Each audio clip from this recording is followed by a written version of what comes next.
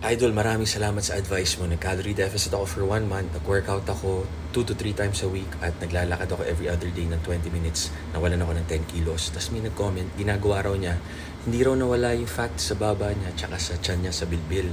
Tapos may wedding daw siya, ano ba yung diet? Kung hindi po kayo pumayat in 1 month na naka-calorie deficit, hindi po kayo naka-calorie deficit. Baka naka-calorie maintenance kayo, nagme-maintain lang kayo ng timbang nyo, or kung nag-gain kayo, nasa calorie surplus kayo. Kasi dapat in 1 month, at least man lang 2 pounds po nabawas sa inyo. Kahit na 50 calories a day lang ang nababawas sa total calorie nyo. Kunwari, 1,000 calories a day. Bawasan nyo lang ng 50 or 100, 900 calories na lang a day. In 1 month, papayat po kayo kahit walang workout. Yung workout na lang para sumikip yung balat, hindi po lumawlaw.